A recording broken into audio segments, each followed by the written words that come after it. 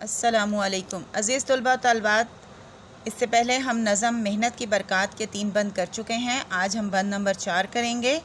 بشر کو ہے لازم کہ ہمت نہ ہارے، جہاں تک ہو کام اپنے آپ سوارے، خدا کے سوا چھوڑ دے سب سہارے، کہ ہیں عارضی زور کمزور سارے۔ اڑے وقت تم ادائیں بائیں نہ جھانکو، سدا اپنی گاڑی کو اگر آپ ہانکو۔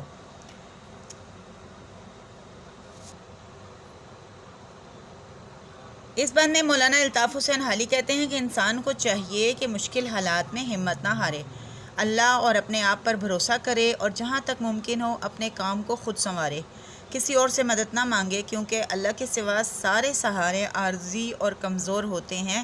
دوسرے لوگ ہماری مدد کے لیے ہر وقت موجود اور تیار نہیں ہوں گے، اس لیے اپنی صلاحیتوں کو بڑھا کر مشکلات اور آزمائشوں کا خود مقابلہ کرنا چاہیے، جیسا کہ ایک مشہور قول ہے، ہمت مرداں مدد خدا۔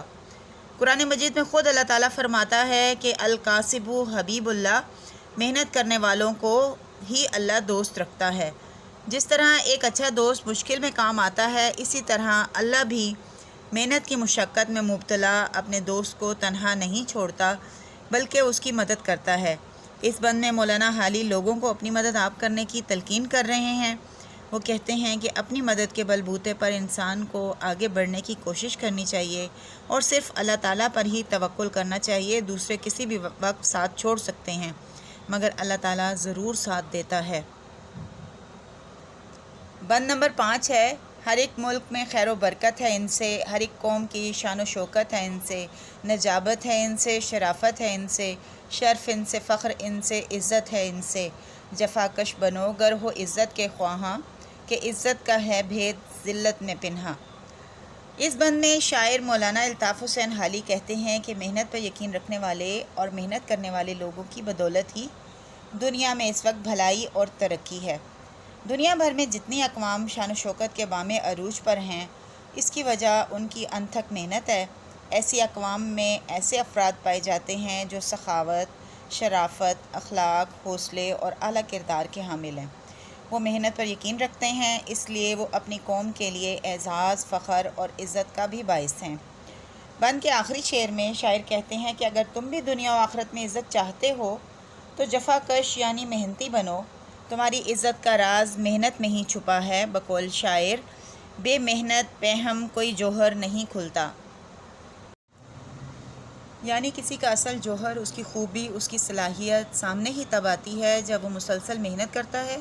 تم بھی اپنے آپ کو محنت میں گم کر دو، اللہ تعالیٰ تمہیں عزت سے نواز دے گا، کیونکہ قانون قدرت بھی یہی ہے، اللہ کسی کی محنت کو ضائع نہیں کرتا۔ اس لیے اگر تم محنت کرو گے تو عزت تمہارا مقدر بنے گی۔ بقول مولانا الطاف حسین حالی، مشقت کی ذلت جنہوں نے اٹھائی، جہاں میں ملی ان کو آخر بڑھائی، کسی نے بغیر اس کے ہرگز نہ پائی، فضیلت نہ عزت نہ فرما روائی۔